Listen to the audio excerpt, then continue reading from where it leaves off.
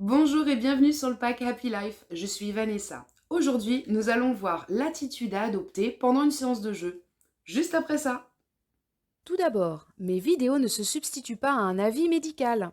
Avant de mettre en place des outils éducatifs, il faut toujours s'assurer que l'enfant n'a pas un souci de santé qui peut influencer son comportement. Il s'agit de conseils génériques, cela ne parlera pas à tout le monde et comme chaque enfant est unique, ne prenez que ce qui vous intéresse. Le mieux reste de consulter un professionnel de l'autisme pour avoir des conseils individualisés. Vous pouvez me retrouver sur Facebook, Vanessa Sonzoni Pro et sur le groupe Pack Happy Life. Pour voir toutes mes vidéos, vous pouvez vous abonner à ma chaîne YouTube et liker cette vidéo si elle vous a plu. Si vous souhaitez que j'aborde certains sujets en lien avec l'autisme dans mes prochaines vidéos, n'hésitez pas à le mentionner dans les commentaires sous la vidéo. C'est parti! Maintenant que vous avez vu les deux premières vidéos pour apprendre à jouer avec un enfant autiste, nous allons voir ensemble comment vous pouvez mieux vous positionner pour réussir à faciliter les interactions avec l'enfant et que ce soit le plus fluide possible. Ce qui n'est pas toujours évident quand on met en place des séances de jeu avec un enfant. Qu'on soit éducateur ou parent, hein, d'ailleurs ça change rien, c'est qu'on doit penser à plein d'éléments en même temps. Entre autres les éléments que j'ai mentionnés dans les vidéos précédentes. Du coup, il faut vraiment qu'on pratique de manière très régulière pour que toutes les choses auxquelles on a à penser, ça devienne vraiment des automatismes. Ce qui nous permet d'être pleinement présent avec l'enfant au moment où on fait les séances. Du coup, une fois qu'on a tous ces automatismes-là en tête, ça nous permet d'être beaucoup plus réactif et beaucoup plus à l'écoute de l'enfant parce qu'on n'est plus en train de réfléchir, c'est devenu des automatismes. Il faut savoir qu'un enfant autiste, quand il prend des décisions, quand il fait des choix, ça se fait vraiment en un quart de seconde. Donc c'est très rapide. Si nous, on est en train de réfléchir à 50 000 trucs au lieu d'observer l'enfant au moment où on interagit avec lui, si ça se trouve, il aura perdu sa motivation et on s'en sera pas rendu compte. Donc voilà, régularité et surtout quand on est avec l'enfant, on est pleinement avec lui et on est très focalisé sur l'observation pour ne pas rater un truc, quoi. Bien évidemment, la majorité des intervenants qui, eux, ont l'habitude d'intervenir avec des enfants, si vous avez un intervenant à la maison, lui, il est déjà rodé à toutes ces techniques-là et tous les mécanismes, il les a déjà en tête, donc c'est beaucoup plus facile pour lui. En revanche, si vous démarrez et que vous savez pas trop comment faire et par où commencer, voilà, ça va être un vrai apprentissage pour vous. Il va y avoir des apprentissages pour votre enfant et des apprentissages également pour vous. Donc c'est toujours très enrichissant. N'ayez pas peur de vous tromper, de toute façon, personne n'est parfait, hein. Donc vous allez expérimenter des choses, des fois vous allez avoir cette sensation de vous être fait avoir, en disant bon mince, j'avais pas envisagé ce cas de figure. Je peux pas non plus, moi, transmettre tout sur les vidéos, et il y aura toujours des situations où de toute façon, voilà, c'est propre à une situation et on peut pas avoir les réponses à tout. Donc allez-y, n'ayez pas peur, allez-y sereinement, n'ayez pas peur de vous tromper euh, et expérimenter avec votre enfant. L'essentiel, c'est que ces séances de jeu, elles vous permettent vraiment de passer un bon moment avec votre enfant. Et si vous pouvez, au fur et à mesure, récupérer tous les petits mécanismes et tous les petits automatismes, eh bien, ça va se faire tranquillement. Vous apprendrez au fur et à mesure. Comme je le disais dans la vidéo précédente, déjà, commencez par proposer à l'enfant les jeux un par un. Ça vous donnera à vous le temps, du coup, de faire les choses tranquillement et de bien pouvoir observer à chaque séance si l'enfant aime toujours le même jeu que celui qu'il aimait quelques séances avant. Vous pouvez bien évidemment, et il faut noter les jeux en fonction de l'ordre de préférence, ça je l'ai déjà dit aussi. L'essentiel, c'est que vos idées soient claires. Si vous êtes au clair avec vos objectifs, c'est-à-dire je veux noter tous les jeux que l'enfant adore, je veux me rendre agréable pour l'enfant et je veux favoriser les interactions, bon bah voilà, vous avez ces objectifs-là en tête, après, vous lâchez prise et vous vous amusez avec votre enfant. Il n'y a pas de bonne ou de mauvaise méthodologie, on en revient à ça. Ce qui compte, c'est que vous passiez un bon moment avec votre enfant, que votre enfant il rigole, il s'amuse, que vous vous amusiez avec lui et que vous appreniez à vous découvrir sous un nouvel angle. Ensuite, bien évidemment, si vous voulez utiliser les jeux que votre enfant aime pour pouvoir mettre en place des séances de travail, bon, généralement, c'est toujours plus pratique si c'est un spécialiste de l'autisme qui met ces séances de travail en place. Bon, on n'empêche aucun parent de pouvoir le faire et je pense que c'est bien aussi de s'investir dans le suivi de son enfant, mais ça vient après. D'abord, on apprend à entrer en interaction. Pendant les séances de jeu, et j'insiste bien là-dessus, c'est uniquement pendant les séances de jeu, on ne pose pas de questions à un enfant. On sait très bien que pour les enfants autistes, il y a une vraie difficulté à communiquer et entrer en interaction. Comme ce qu'on veut, c'est vraiment être plaisant pour l'enfant et qu'il passe un bon moment, on ne veut pas qu'il se sente contraint de nous répondre. Donc, d'autant plus que la communication, c'est compliqué. Donc, on minimise vraiment toutes les interactions verbales avec l'enfant. On évite de le solliciter, on évite de l'appeler tout le temps, de le questionner dans tous les sens. On zip et on privilégie tout ce qui est rapport éventuellement physique, contact physique, plutôt que verbal. Voilà. On va être plutôt sur du corporel. Euh, Utilisez vos gestes pour entrer en interaction avec lui plutôt que vos mots. Parce que, comme je vous le disais, les enfants autistes ont du mal à communiquer. Si vous lui posez des questions, il se sent obligé de répondre. S'il n'a pas les moyens de répondre ou si ça l'embête de répondre, vous êtes en train de le frustrer. C'est pas ce qu'on veut. Nous, ce qu'on veut, c'est passer un bon moment. Donc, moins de verbal, plus de corporel. Et quand je parle de corporel, justement, vous ne le tirez pas vers vous, vous ne l'emmenez pas, vous n'essayez pas de positionner sa tête, de tirer son bras. Ça, c'est pareil, sinon ça risque d'être vécu comme une contrainte par l'enfant. Quand je parle de corporel, c'est plutôt intégrez-vous à son jeu. Par exemple, il est en train de faire un puzzle, et bien passez-lui les pièces du puzzle, ou mettez une pièce du puzzle, et puis après c'est lui, après c'est vous. Vous voyez ce que je veux dire? C'est vous entrez en interaction via vos mains, quoi. Mais par contre, vous ne le guidez pas physiquement. L'objectif, c'est de ne pas le contraindre. S'il n'y arrive pas, il n'y arrive pas. Vous l'aidez en le faisant, vous. Vous voyez ce que je veux dire? Mais on ne guide pas un enfant, on ne lui donne pas de consignes, on essaye de ne pas lui poser de questions. Qu'est-ce qu'il y a d'autre? Voilà, on ne le tire pas, on ne l'appelle pas, parce qu'automatiquement, l'enfant, déjà, il a l'habitude qu'on l'appelle en permanence, et vous verrez rarement quand même, surtout au tout début, à moins que les enfants sachent dans un contexte précis que ce qui va se passer après, c'est super sympa. Généralement, quand on les appelle, ils s'en foutent un peu, ils viennent pas forcément vers nous. Donc là, ça n'aura pas plus d'intérêt. Si vous appelez l'enfant, il va encore se sentir contraint.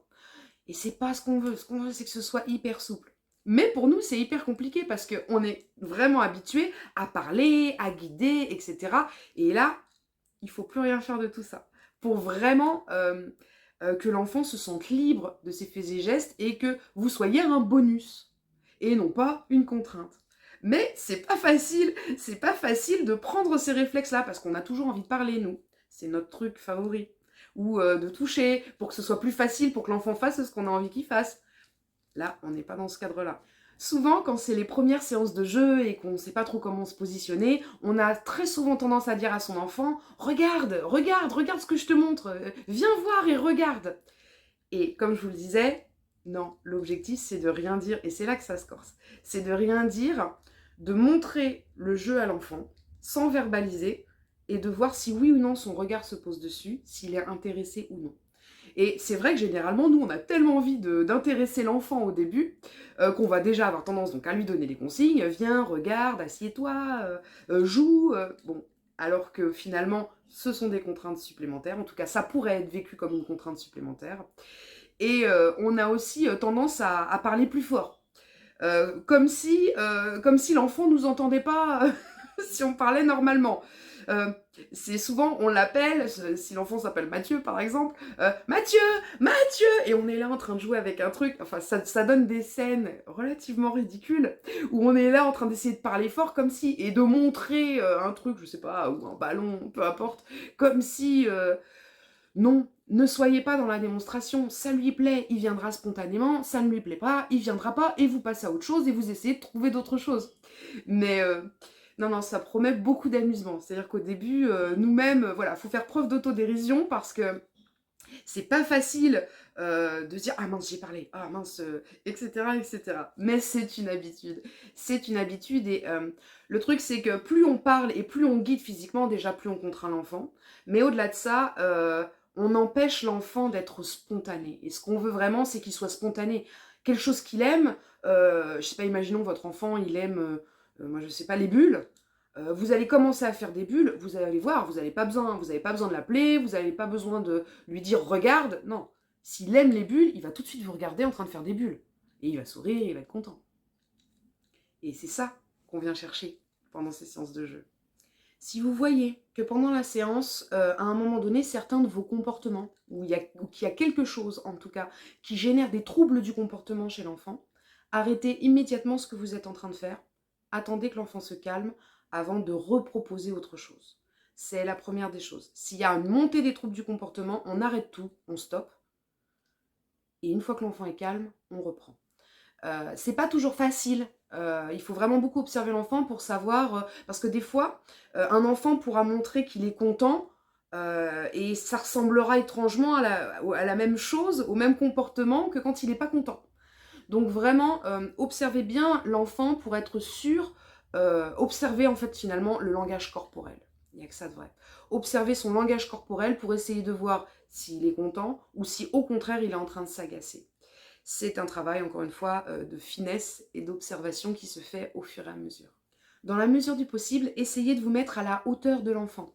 Ça sera plus simple pour lui que si vous êtes à l'autre bout de la pièce et qu'il doit lever la tête à chaque fois pour vous regarder. Ce qu'on veut, c'est lui faciliter la tâche. Donc, mettez-vous à sa hauteur et face à lui.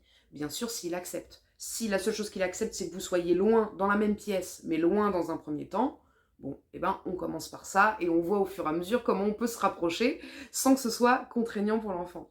Mais idéalement, face à lui et à sa hauteur. Pendant ces séances de jeu, il va falloir en fait que si vous sentez que l'enfant veut quelque chose, il faut que vous puissiez lui donner ce qu'il souhaite. Alors, ça semble bizarre dit comme ça, mais en fait, des fois, on est sur un jeu avec un enfant et on trouve ça super qu'il s'y intéresse, alors on a envie de continuer le jeu. Non, si vous voyez qu'il s'intéresse à quelque chose de spécifique, vous lui donnez ce qui lui plaît. Voilà, on est vraiment sur des séances libres où c'est un peu Disneyland, quoi. Voilà, il a tous les droits presque. C'est sa journée, enfin c'est sa séance jeu à gogo. Voilà. Donc n'hésitez pas, donnez-lui ce qui le motive, même si vous préféreriez qu'il joue à quelque chose d'autre, tant pis non. Vous suivez sa motivation à lui. Et bien évidemment, au bout de plusieurs séances, si vous voyez que finalement votre enfant il ne tourne toujours qu'autour du même jeu ou de la même activité, bon, ce que vous pouvez faire par la suite, c'est, bon, quand vous êtes sûr, donc là vous êtes sûr que ça c'est quelque chose que l'enfant adore, vous le mettez de côté et pendant les séances suivantes, vous proposez tout le reste sauf ça. Bien sûr, il ne faut pas que l'enfant voit le jeu en question, sinon c'est ce qu'il va vouloir. Mais vous le faites disparaître. Vous faites disparaître le jeu favori et vous continuez à lui proposer tout le reste pour voir spontanément si ce jeu-là n'est pas là, vers quoi il va se tourner, pour pouvoir continuer votre petite étude pour savoir quels sont ses jeux préférés. Ça, c'est un petit conseil, mais qui est bon à garder à l'esprit, parce que si finalement vos séances, ça tourne en rond, et que l'enfant, il fait toujours la même chose, et qu'un seul truc, on perd le sens. Un de vos objectifs à vous, c'est d'apporter une plus-value au jeu de l'enfant. De faire en sorte que son jeu soit encore plus agréable que si vous êtes présent avec lui. Comme ça, vous créez du lien. Ce n'est pas une perte de temps. Ces séances de jeu sont vraiment très importantes et elles ne sont pas à négliger. Plus l'enfant aura spontanément envie d'interagir avec vous, parce qu'avec vous c'est fun et qu'on fait des jeux et que c'est super sympa, plus par la suite, quand vous voudrez le faire rentrer dans des apprentissages, il sera focalisé sur vous, ce que vous essayez de lui transmettre. Donc c'est pour ça que je vous conseille toujours de faire ce genre de séance de manière très régulière. Ce n'est vraiment pas du temps perdu où on est juste là en train de rien faire avec son enfant. D'autant plus que vous avez déjà vos objectifs en tête. Créer de l'interaction, créer du lien, c'est hyper important pour la suite de tout ce que vous apprendrez à votre enfant. Si vous ne savez pas trop quel type de jeu commencer à proposer à votre enfant pour démarrer une séance, ce qu'il est intéressant de faire, c'est de privilégier les jeux pour lesquels votre présence est nécessaire. Je parlais des bulles tout à l'heure, mais les bulles, par exemple, c'est super parce que sans vous, il ne peut pas y avoir de bulles. Et comme ce qu'on veut, c'est créer de l'interaction avec l'enfant, faire en sorte qu'il y ait une entrée en communication, et puis qu'il puisse vous associer à des jeux sympas. Les bulles, par exemple, c'est top parce que sans vous, personne ne peut faire les bulles. C'est pareil pour les ballons de baudruche. Prenez un ballon de baudruche et commencez à le gonfler, et faites du bruit avec, voyez si ça l'amuse. Ou lâchez le ballon et laissez-le s'envoler. Ça, il ne peut pas le faire tout seul. Mais par contre, si ça se trouve, c'est quelque chose qui va vraiment l'amuser. Les chatouilles, il ne peut pas faire ça sans vous.